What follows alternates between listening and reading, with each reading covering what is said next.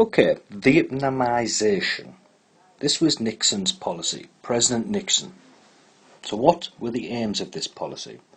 When we go through this, I'm going to highlight what's AO1, AO2 and AO3. So, Nixon had one thing on his mind. He wanted to get America out of Vietnam, but he didn't want to lose the war. He called it peace with honour. Now this was a tricky idea and tactic for Nixon to try to achieve. Nixon was a combative character, and he didn't want to be seen as a coward, and he didn't want to lose any ground to the communists. But his aims were simple. He wanted to reduce America's involvement in the war. To this point, 54,000 American troops had died in Vietnam. The country was ripped apart by protest.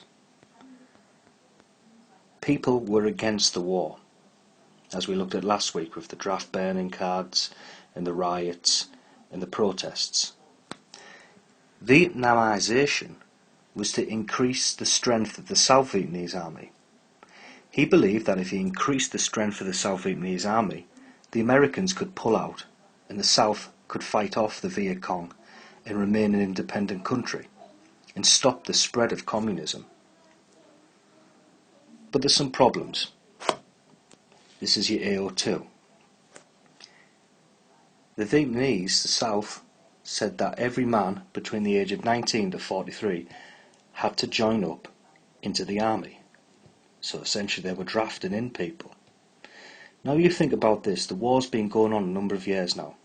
Americans have been dropping Agent Orange, napalm, search and destroy missions into village after village.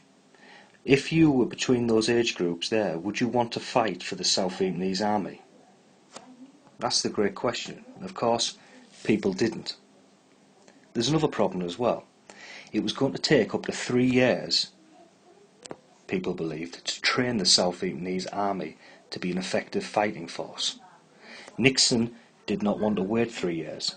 He wanted to get America out quickly. If the war dragged on, he would be destroyed, just like Johnson had been destroyed in 1968. So he's got problems.